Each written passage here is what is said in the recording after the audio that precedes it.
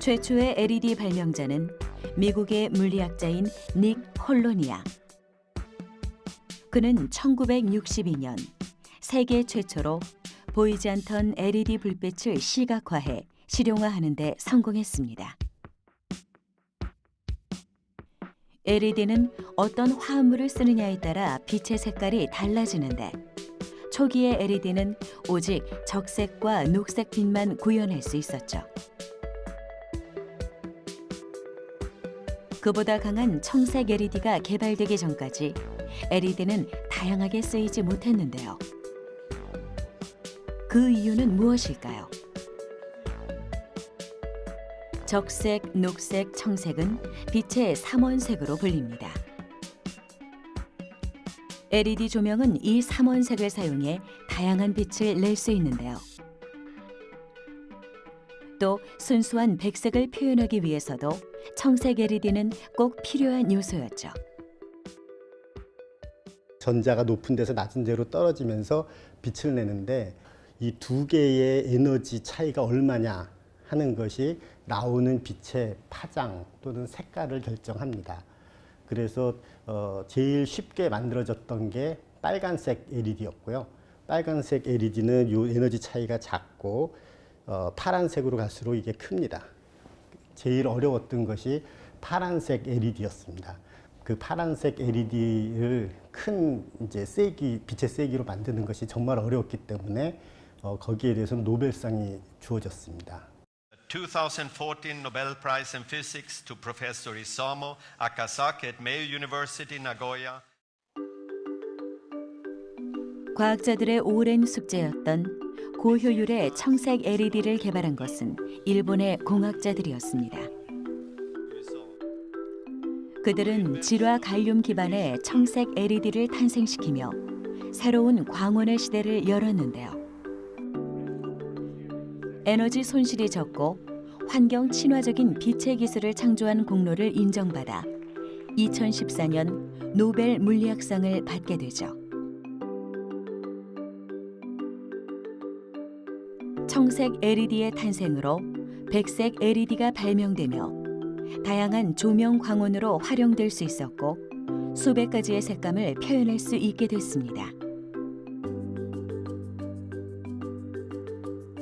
완전한 백색 표현이 가능해지며 LED의 대중화는 빠르게 진행됐죠. 유레카!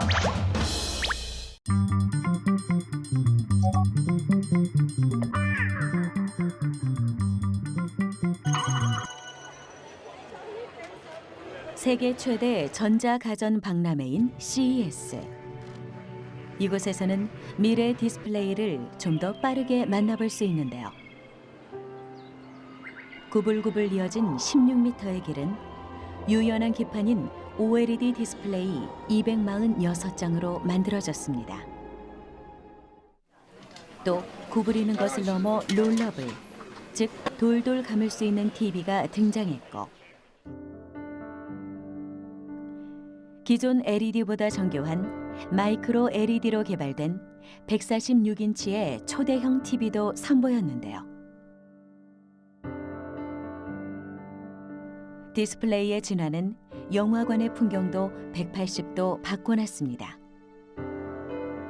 선명한 화질과 몰입감이 무엇보다 중요한 상영관에 디스플레이가 설치된 거죠. 세계 최초의 LED 스크린이 설치된 곳은 놀랍게도 우리나라의 상영관. 관객들의 발길을 잡기 위해 변신을 시도한 그곳을 찾았습니다.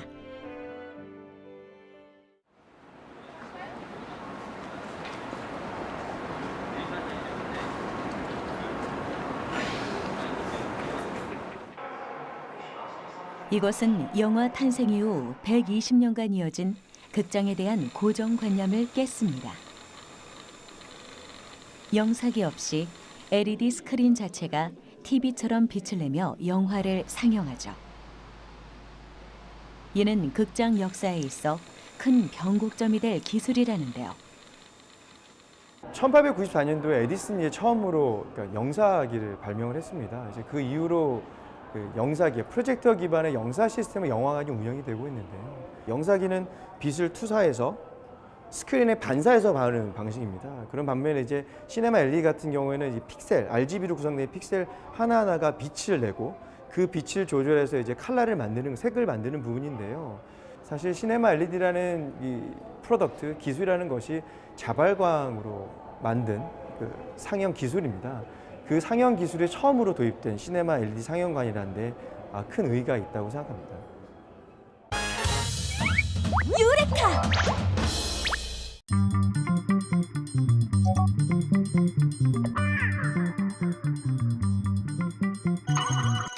안녕하세요. 띵듀 조은영입니다. 우리가 매일 사용하는 스마트폰, 자주 사용하다 보면 충전이 아무래도 중요하겠죠?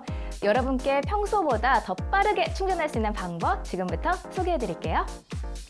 첫 번째 노하우, 급속 충전을 원하면 비행기 모드를 활용하라.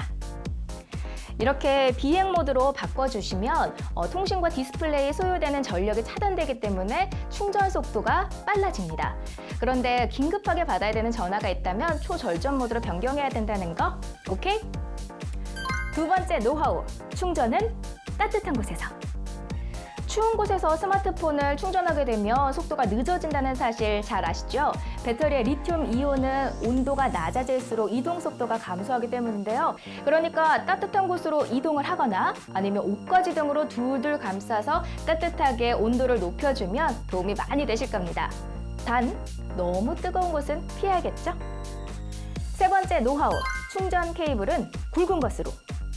여분의 케이블들을 많이 갖고 다니시죠? 저도 그렇거든요. 그런데 이 케이블의 굵기가 충전 속도에 영향을 미친대요. 굵기에 따라서 흐르는 전류가 제한되기 때문인데요. 이렇게 충전 케이블이 얇으면 얇을수록 전류의 저항이 커지고 전류 손실도 많아진다고 합니다. 이제부터는 케이블의 굵기 꼭 따져보자고요. 지금까지 띵듀의 조은영이었습니다.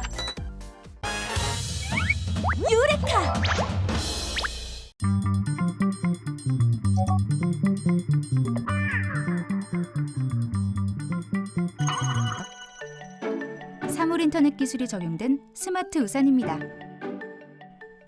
위기 상황에서 녀석은 빛을 발하는데요. 왔어? 잠깐만.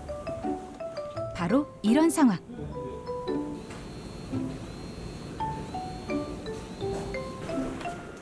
그래도 모르고 그냥 간다면 그때는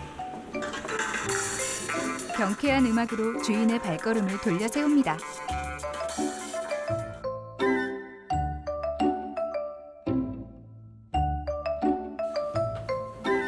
아무래도 뭔가 찾고 있는 것 같죠? 그런데 스마트 우산을 쥐고 흔드는 이유는 뭘까요? 여기 있었구나. 스마트폰의 위치까지 알려줍니다.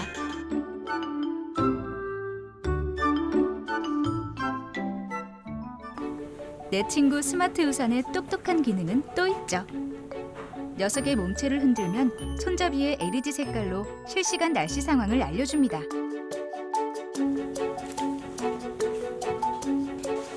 주인과 함께 나온 산책길에서도 녀석은 쉬질 않습니다. 스마트폰에 걸려온 전화를 손잡이의 진동으로 알려주죠. 영철아.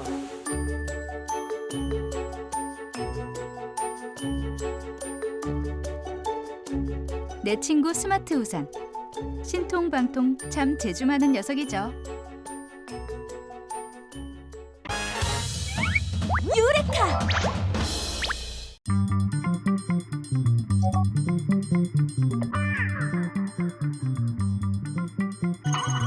한여름이면 나와 내 친구들을 찾는 사람들이 더 많아집니다.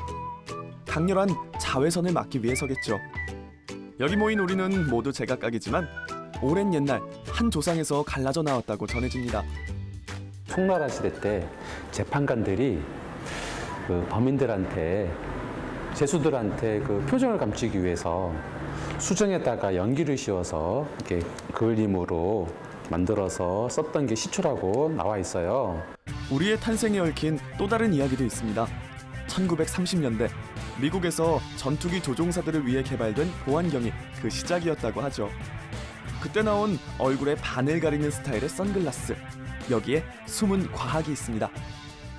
어떻게 보면은 가장 이게 잠자리 모양이라 그러지만은 우리가 눈을 감았을 때 안구를 회전했을 때 돌리면은 원형이 아니라 사실 이 잠자리 모양이 나와요. 그래서 이 모양은 사실 우리가 알고 있는 안구의 운동 방향에서 가장 적합한 선글라스라고 봐야 될 것 같아요. 우리가 인류사에 등장해 지금처럼 획기적으로 발전하게 된 배경도 강렬한 햇빛과 무관하지 않죠. 그런 만큼 지금 우리의 중요한 임무 역시 사람들의 눈을 보호하는 일이 될 텐데요. 태양으로부터 사람들의 눈을 보호할 수 있는 힘은 어디서 나오는 걸까요?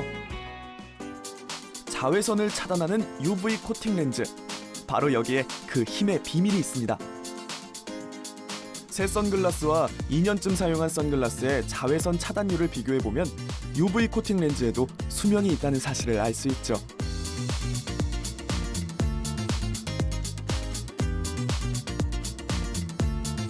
광원 테스트에서도 렌즈의 표면 상태에 따라 다른 결과가 나타납니다. 새 렌즈에서는 강원이 정확히 보이고 오래된 렌즈에서는 균열이 보일 만큼 그 강원이 깨져서 보입니다. 나 선글라스에도 수명이 있다는 사실 잊지 마세요. 다양한 렌즈 색상은 패션을 위한 듯 보이지만 그보다는 쓰임새와 관련이 있습니다.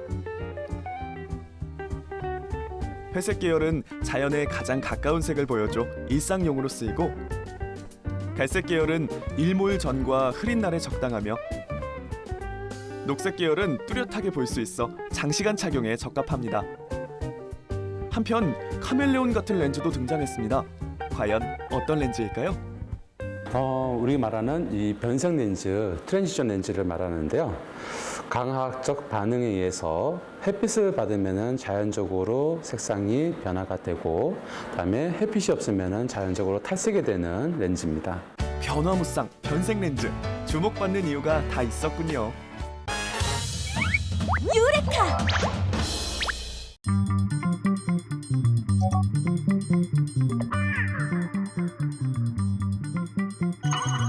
서울의 한 지하철역. 지하임에도 불구하고 이곳에는 포근한 햇빛이 들어오는데요.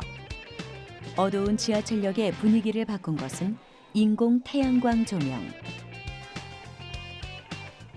이 조명에는 가시광선을 모방한 LED 기술이 사용됐습니다.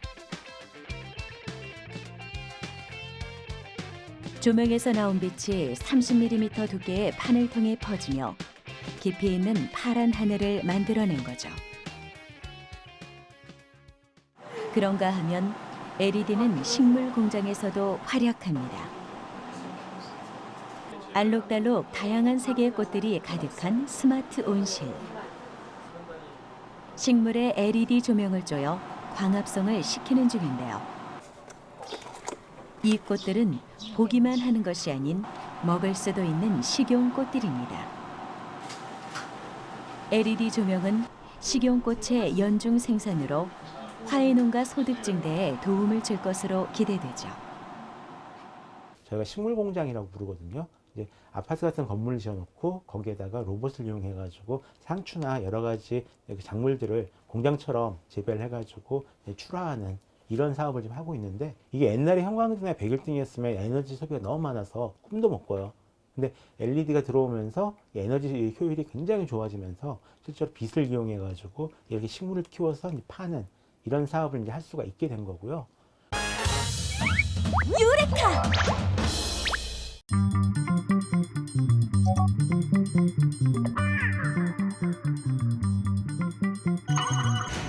긴급 상황 발생했습니다. 긴급 상황 발생. 하나같이 자리를 박차고 나와 헬멧을 착용하는 사람들. 그리고 어디론가 급히 뛰어가는데 대체 무슨 상황이지? 지금 무슨 일이에요?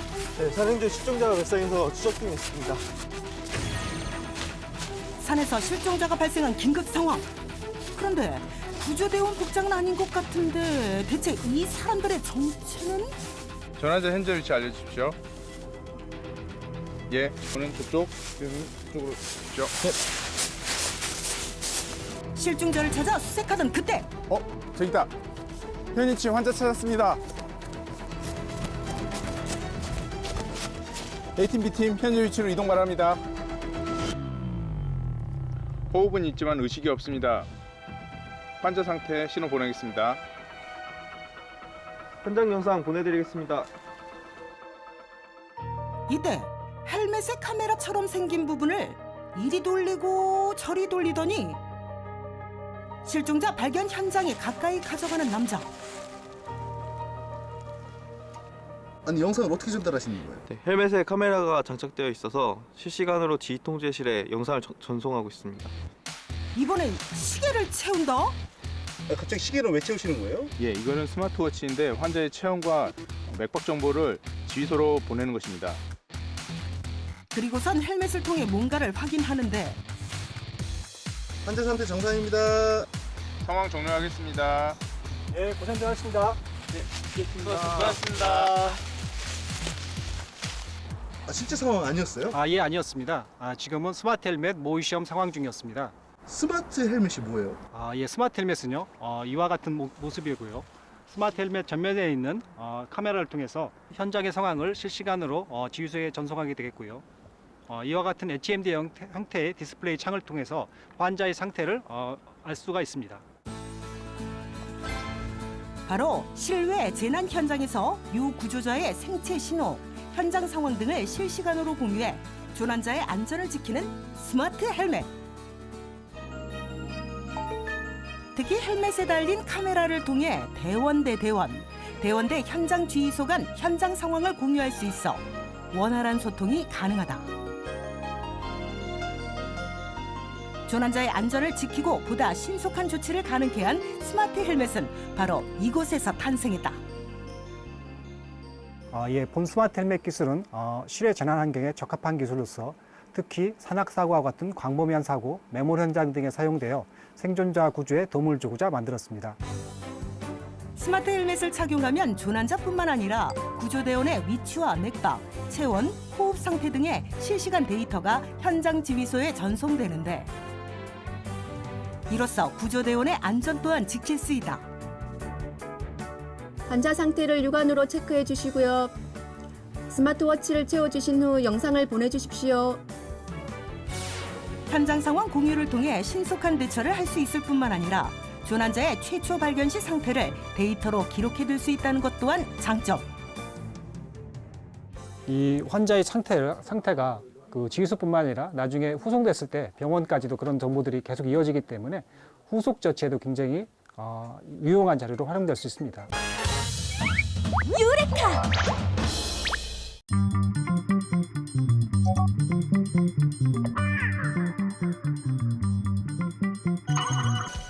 아주 특별한 렌탈이 이루어지는 현장이 있다 하여 찾은 이곳은 서울에 위치한 한 주민센터. 그런데 여기는 도서관, 여기도 독서, 저기도 독서. 책 보느라 눈길 한번 주질 않는데 아니 특별하다는 렌탈이 혹시 이 책과 관련이 있는 걸까? 특별한 렌탈이 있다고 해서 왔는데 혹시 책이에요? 선생님, 제가 책이면 불렀겠어요? 그럼 뭐예요? 책 아니고요. 조금만 기다리시면 특별한 렌탈을 보실 수 있어요. 조금만 기다려보세요. 점심시간이 돼야만 그 모습을 확인할 수 있다는 남다른 렌탈. 그때 삼삼오오 하나둘씩 모여드는 사람들. 벌써 왔어?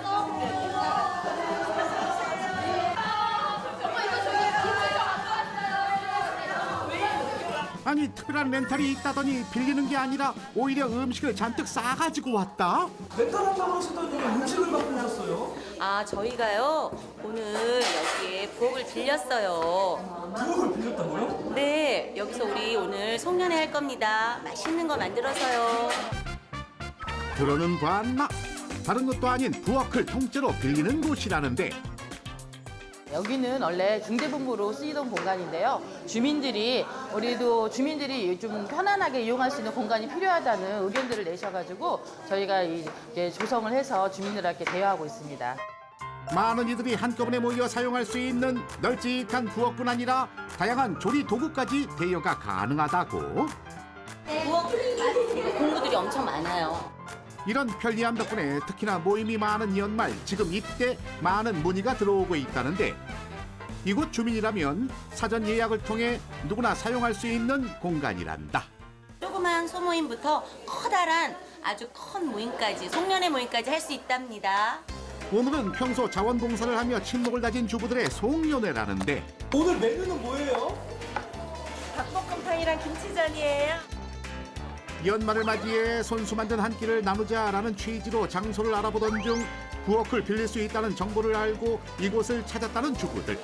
역시 베테랑 주부들의 모임이라 그런지 집에서 십시일반 가지고 온 재료들로 뚝딱 근사한 요리들이 완성되었다. 처음에는 이제 김장을 담근다고 해서 왔었고, 또 이제 젊은 엄마들한테 반찬하는 걸 가르쳐 주신다고 하더라고요. 그래서 저희가 그거를 한 3번 왔었더니 이제 이럴 때마다 저희가 자주 찾게 되더라고요. 이렇게 현장에서 함께 만든 요리뿐 아니라 집에서 하나씩 들고 온 반찬들까지 곁들여지니 금세 푸짐한 한 상이 차려지는데 특급 뷔페 부럽지 않아요. 반찬들도 되게 많네요. 예, 각자 하나씩 집에서 가지고 왔어요. 예, 나눠서 먹으려고 오늘 뷔페식으로. 다 됐어요. 맛있게 드세요. 네, 고맙습니다. 함께 만들어 함께 먹으니 더욱 의미 있는 송년회. 공유 부엌 때문에 남다른 추억을 가지게 된 사람들. 맛있어요. 맛있지? 여기서 해서 이 부엌까지 다 빌려가지고 이렇게 하니까 정말 한 가족이 된 것 같이 너무너무 좋아요. 단순 대여를 넘어 새로운 문화까지 만들어내는 부엌 렌탈인데 식사를 한 후엔 부엌 옆에 마련된 셀프 카페에서 차 한 잔의 여유까지 덤으로 얻을 수 있단다.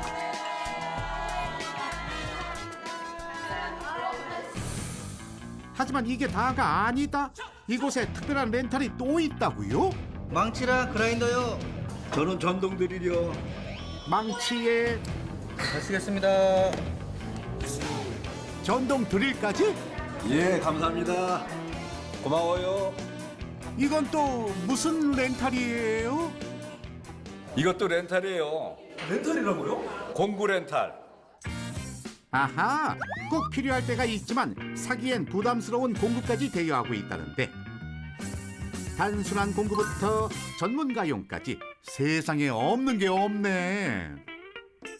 집에서 이런 거 하나 살려면 하나 몇십만 원씩 하는데 이렇게 비싼 것도 다 빌려주니까 그때그때 빌려다 쓰고 활용을 하니까 좀 좋은 것 같아요.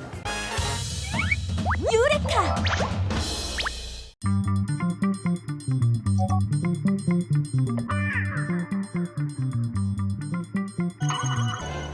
한편 선박을 운행할 때 엔진에서 배출되는 유해가스는 미세먼지를 유발하는 대기오염의 주범. 이러한 유해가스를 잡는 기술이 있다는데 네, 저 장비입니다. 하늘 높이 거대하게 솟은 이것. 이 장비 하나로 선박 배출가스를 잡는다? 선박용 엔진에서 나오는 그 황산화물, SO2라고 그러는데요.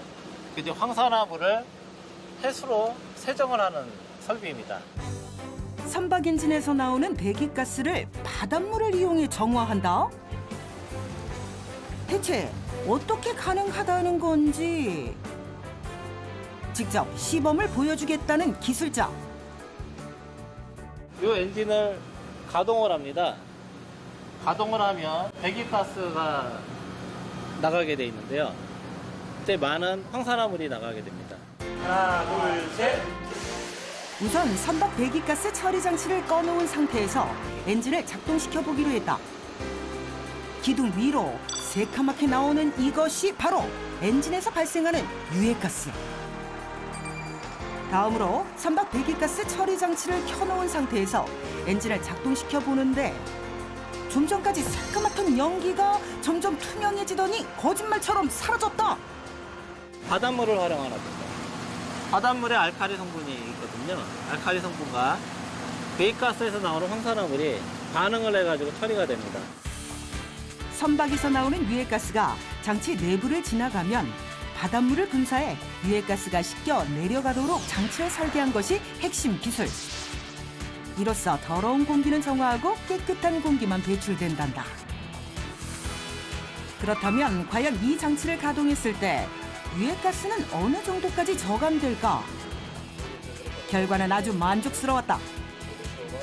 SO2, CO2, 내시오. 결과는 뭐 기준치가 4.3 ppm 이하이기 때문에 지금 현재 3.8 ppm 정도로 기준치를 만족할 정도로 충분히 제거가 되는 걸로 보여집니다. 환경 보존을 위한 노력은 여기서 끝이 아니다.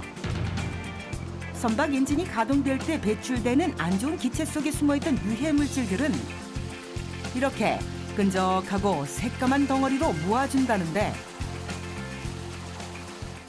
미세 분진들과 기름 성분들이 바다로 배출되지 않게 경막으로 분리하는 겁니다. 이렇게 필터를 통해 한 번 더 오염 물질을 걸러주기 때문에 해양 수질 오염 또한 방지할 수 있다.